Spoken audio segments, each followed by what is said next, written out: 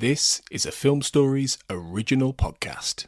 Hey guys, time to get in on the action for the biggest moments in basketball with Prize Picks, America's #1 fantasy sports app. Just select 2 or more players, pick more or less on their projections, place your entry, and win up to 100 times your money. Right now, Prize Picks will match your first deposit of up to $100. Just download the Prize Picks app and use the code GET100. That's code GET100 on Prize Picks for a first deposit match of up to $100. Prize Picks. Pick more. Pick less. It's that easy.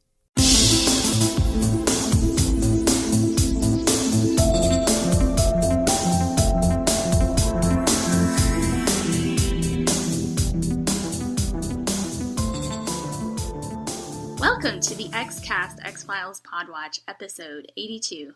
Today we're going to be talking about the last 2 episodes of season 7, Souhaite and Requiem. I'm your host, Sarah Blair, and with me is Darren Mooney.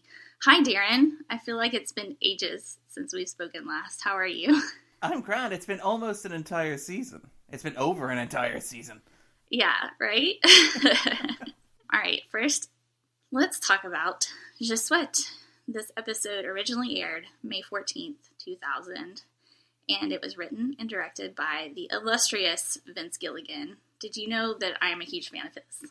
I think we talked about it very briefly when we were talking about Three of a Kind, but I think most people really like Gilligan. He's just a phenomenal writer and director. And apparently it's really great when you have somebody like that and you read interviews, and apparently everyone's like, he's such a sweetheart as well. You're like, there is nothing to hate about this man.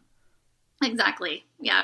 As a writer, I just love everything he has to offer, and a huge fan of all of his shows. So, yeah. What did you think about Souhaite? Well, first of all, in terms of writing, I think this is very much, it reminds me a lot of the episode at the end of the 9th season, which is the Brady Bunch episode, which I can't remember the name of off the top of my head now. Sunshine Days, that's it exactly. So it reminds me a lot of Sunshine Days, because it feels a bit like it's an attempt to say goodbye to a certain version of the X-Files, because this is the last standalone case that Mulder and Scully investigate, because obviously Duchovny, without getting too spoilery, is going to leave at the end of the next episode, Requiem. Now he'll come back, but this is the last time that the X-Files will be like a traditional Monster of the Week investigated by Mulder and Scully.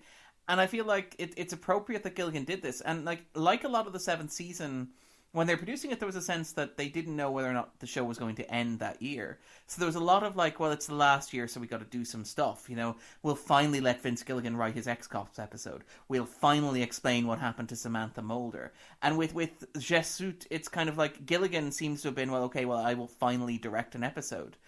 First of all, for a directorial debut, it's very good. And watching it, actually, it's interesting because you see a lot of the directorial style that he will bring to his work on, say, Breaking Bad or Better Call Saul, where, like, there's the great opening scene of the golf cart driving through the lots of these sort of, you know, storage hunter-style storage sheds, U-Haul or whatever, but they're blue, the doors are blue, and the sky is blue, so you have this sort of weird, almost fairy tale sort of colour quality to it that reminds me a lot of, like, the use of colour in Breaking Bad and Better Call Saul, where you have these strong, vibrant primary colours that lend something that makes it feel almost unreal. And it kind of makes sense because you're going to segue then into a story about a genie, which is very much like the X-Files always sort of like bent the realms of what was possible and what was not.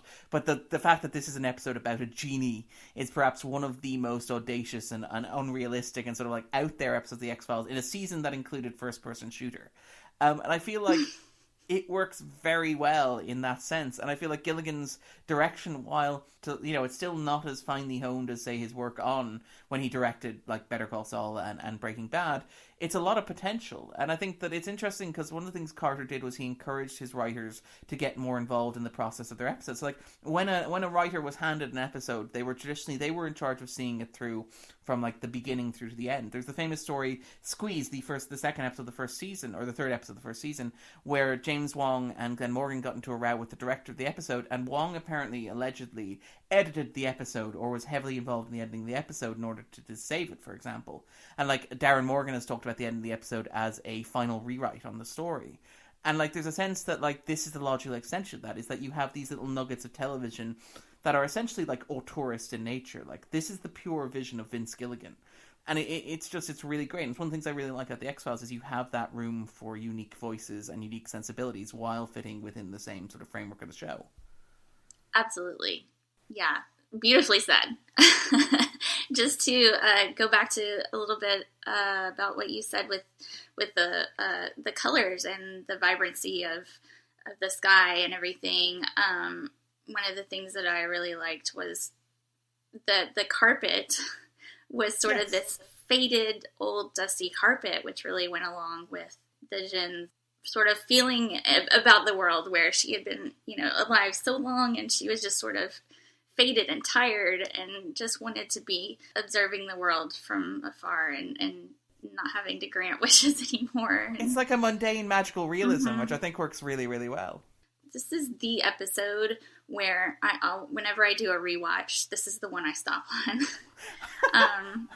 Because, not Requiem. Well, we'll talk about why you don't stop on Requiem when we get to Requiem. But there's a whole thing with that. So when I get to the end of this episode, I feel like this is just a great episode to end the series on, because it covers Mulder and Scully's friendship.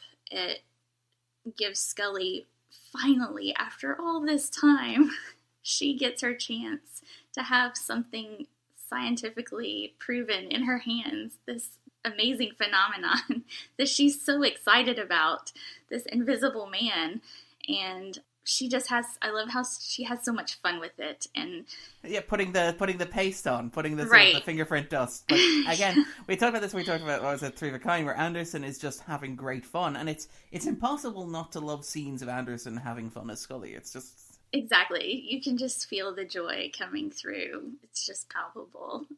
That was one of my favorite parts about this episode. But overall, I feel like it sort of encapsulates like the fun aspect of the Mulder-Scully relationship. The closing image. The closing image of the episode. Because, I mean, it's just a beautiful way to leave Mulder and Scully sitting on the couch sharing a beer, watching a man movie. Like, because we talked about this, I think, earlier on, on sort of when we were talking about The Unnatural. It's like Mulder and Scully as two people who enjoy each other's company, whether or not you believe that's romantic or just platonic or whatever, but like two people who are meant to be together and who sort of fit together perfectly and have found each other in the world, sitting down with a bowl of popcorn and a couple of beers, having a good time. Like, that's the way that I would happily leave Mulder and Scully. Exactly. Yeah. I totally 100% agree. And that's why I feel that way about this episode, because if I can just pretend the rest of it doesn't exist, then they get their happily ever after. Regardless of, like, the sexy times or anything like that, whatever. Like you just said, they're just two humans who have found happiness being in each other's company, and that's what matters, And so... yeah, that's how I want to envision the rest of their lives together, and without all the rest of it, You can imagine the sexy times happening after the beer and the popcorn. Oh, absolutely. It's not exclusive. No. So, and I do. So, what are some of your other favorite parts about it? Like, what? I mean, there are some things that sort of almost skirt a line for me with this episode, because I love how dark the sense of humor is in this episode. Like, for example, there's the great scene where Anson and Leslie Stokes are, like, trying to figure out what they want the third wish to be. And, like, Jen is pointing out that, like, Leslie is in a wheelchair. He cannot walk. He's been presumably like that for years. And she's like, well, if only you could imagine what wish you could use right now, while pointing at Leslie in the wheelchair. And his brother is completely oblivious to this. And eventually, like, later on, when Leslie gets the wish himself, he's like, He finally seems to twig what it is. I could wish for a gold wheelchair. And then there's a bit where he, at the very end, just before Anson, who's been zombified and feels cold, like, lights the gas cooker and burns the whole place down. That's the moment where Leslie realizes he could wish to walk again, which is an incredibly dark, a really, like, pitch black joke. And it kind of, part of me is like, that is hilarious. It's also horrible, but it's kind of hilarious. And there's it's totally hilarious. It's not kind of. It's absolutely hilarious. It is. Yeah. There are times when Gilligan's generally quite good. He's generally quite humanist and quite optimist and stuff. But there's something very cynical about his portrayal of the Stokes brothers in this episode, where they genuinely seem... like, there's something very mean about the way that he treats the Stokes brothers. And to be fair, Anson and Leslie are horrible people. And the way that they treat Jen sort of justifies treating them as horrible people. But there is something very mean and very sort of, perhaps a bit sort of grisly and sort of like harsh, I think, in the way that the episode like humiliates Anson and Leslie time and time again. And again, they deserve it because it's made quite clear that Jen is basically a slave and they are using a slave. Mm-hmm. So they get what's coming to them. But there is something deliciously horrible and black and sort of like pitch black at the heart of the episode, despite all the fun stuff with Scully brushing down the corpse and despite like that great shot of Mulder and Scully at the end. So I like that there's this little kernel of darkness in the episode. Mm-hmm. And we talked about the ending of the episode. We talked about, what else do we need to talk about? Oh, Mulder's wishes. That's right. We need to talk about wishes. Which are just fantastic. It's such a clever thing. It's such a clever sort of genre thing.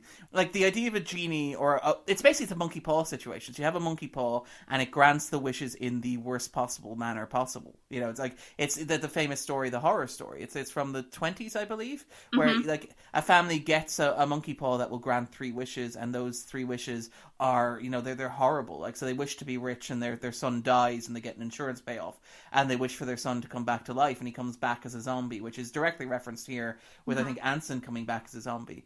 And it's that great moral of like, be careful what you wish for because you just might get it, which is really mean-spirited, by the way, because you know you could, like, I can be careful what I wish for because I just might get it, or I could wish for it and you could give it to me in the way that I intend to receive it. But isn't that like the universe basically, you know, it's sort of almost a play on the selfishness of humanity, but we can't help it being selfish because it's about survival, really, when you break it all down.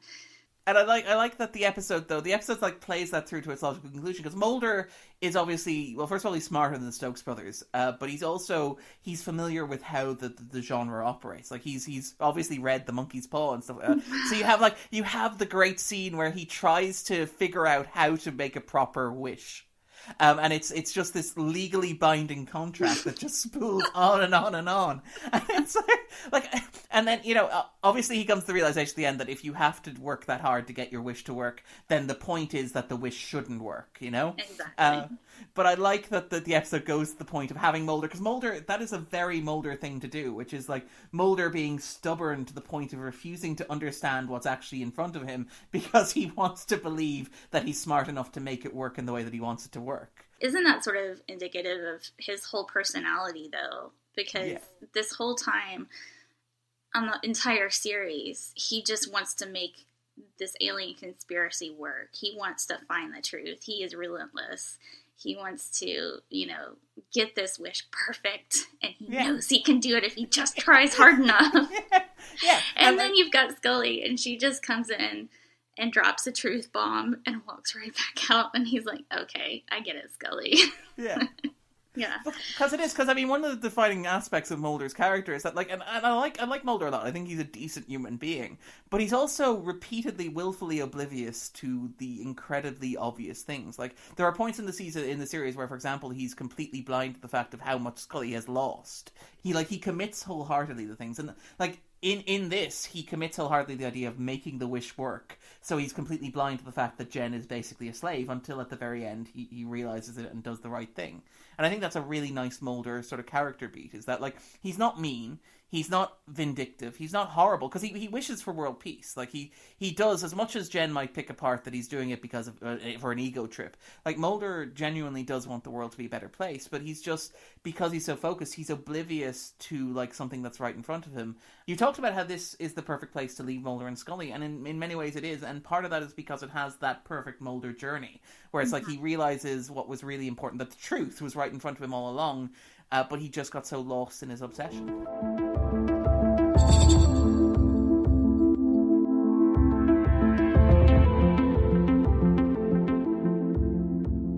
I have a question for you, Sarah. Why do you end your viewing with Souhaite and not with Requiem? What is the problem with Requiem? Here is my deal with Requiem. I was extremely bitter about David Duchovny leaving the show, and I wanted to be in denial of that fact. I mean, I saw it the one time, and I was like, Mulder gets abducted, that's it. Like, I watched this as a teenager. I was, well, not really a teenager, but yeah, I was 18 when this show aired.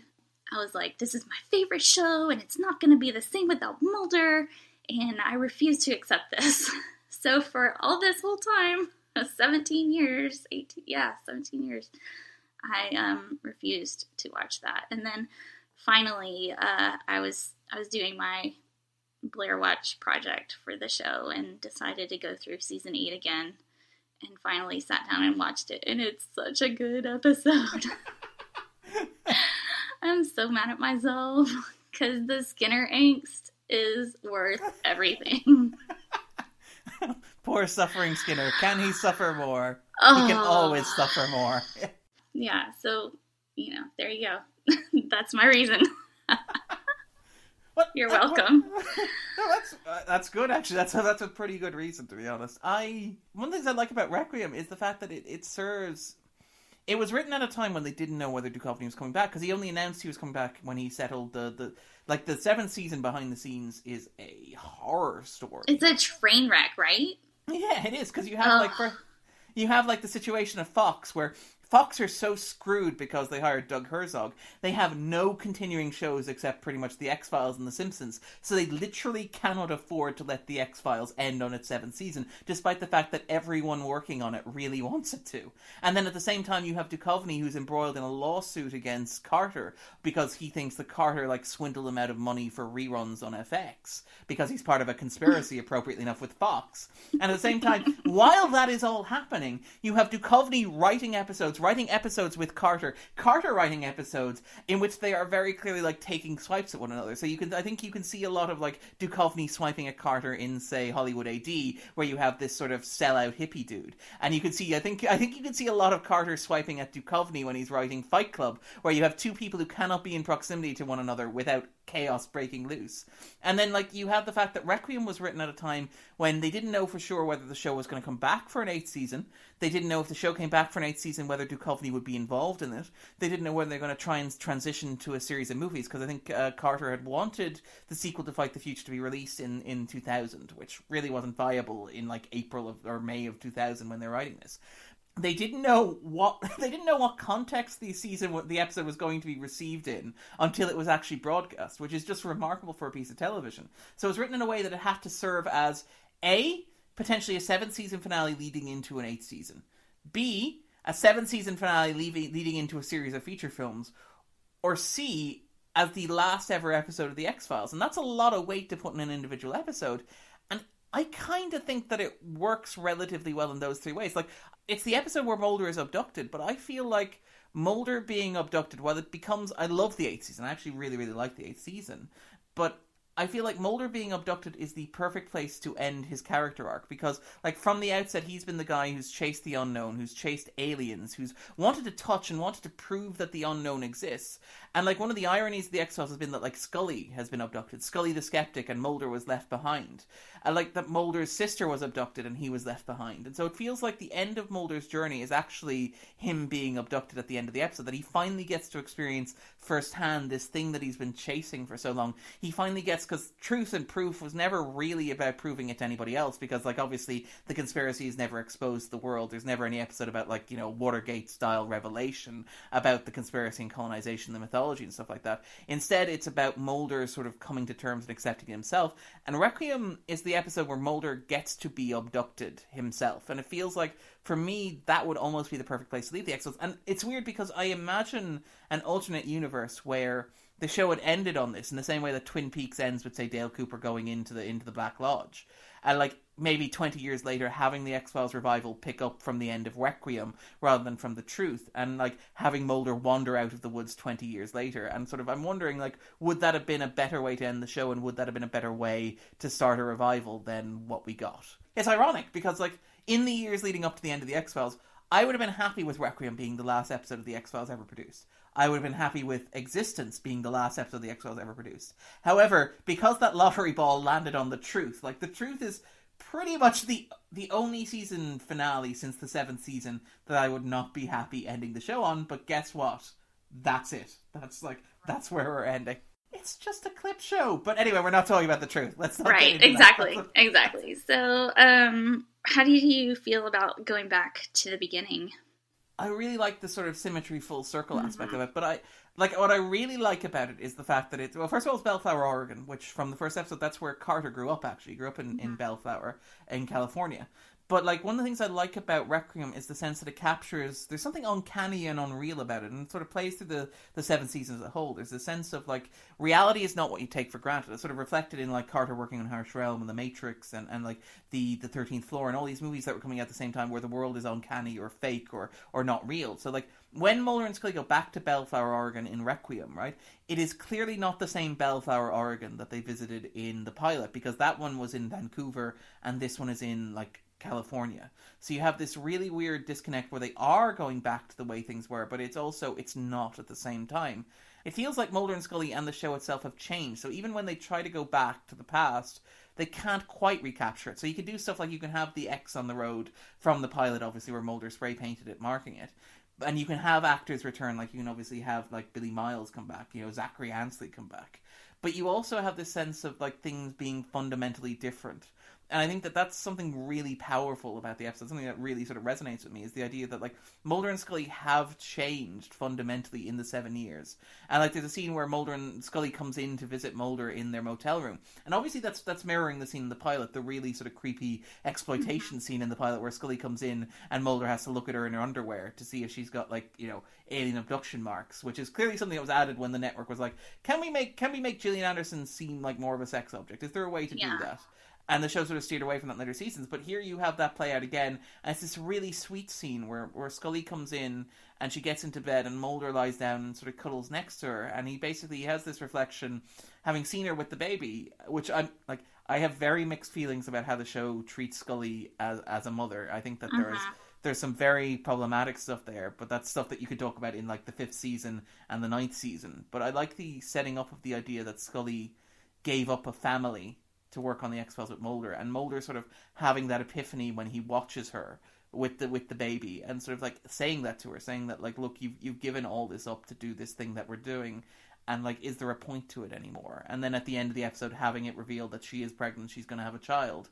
Like, I feel like that's a very nice sort of structural bit of like symmetry and looping and sort of like storytelling. Mm-hmm. Like you said, this episode would have been the perfect finale, I think. Is there anything else you want to add? Not much beyond the death of the cigarette smoking man and the sort of like one of the things I like about the 8th season, and I think it's sort of set up in Requiem a little bit, is this idea that the show, no matter what happens after this, the show is going to be fundamentally different because Duchovny is not going to be around as much. Like, even, I think Carter knew when he was writing the episode that even if the show did come back for an 8th season, Duchovny would not be coming back in the same capacity that he was beforehand. And you get this sort of weird tension in the episode where what the bad guys really want in Requiem is to capture the UFO and to build a new conspiracy, because the cigarette smoking man explicitly compares it to like the Roswell crash. He sees it as something where he can build things back to the way that they used to be. And it happens a lot in the 8th season as well, where Krychek shows up with the vaccine and says, like, look, Skinner, if you abort Scully's baby, I'll revive Mulder. And we can go back to it being the same way that it always was. But there's this sense, like, there's this pull towards, like, making it familiar and making it the way that it was. But that comes from, like, the cigarette smoking man and Alex Krychek. Whereas I think that Mulder and Scully and the show itself are aware of the fact going into Requiem that things are going to be fundamentally different and things are going to change. I really hate the 9th season. I have very mixed feelings on the revival. I really love the 8th season, actually, of all things. But I like this idea that the X-Files understood that growth and change were necessary. And Requiem kind of makes that argument where it's like, look, you can't capture that UFO and rebuild the conspiracy and have the mythology go back to the way that it was, because the world doesn't work like that. Things don't stay the same forever. Like, eventually something's going to happen, and eventually things are going to have to change, and this is going to be an ending of sorts. And Requiem is, because obviously Requiem is like a funeral mass. But it's just, I really like that aspect of the episode. Yeah, it's overall, it's a really great episode, and I kind of feel sad that I missed out on it for so long. But I hope everyone else will enjoy our podcast and go back and rewatch it if you haven't already, because it's definitely worth taking the time to dig into a little bit. It's been definitely a pleasure talking with you, Darren, as always. And you can find us on the X_cast on Twitter. And let us know your thoughts about Requiem and Je Souhaite on our Facebook group.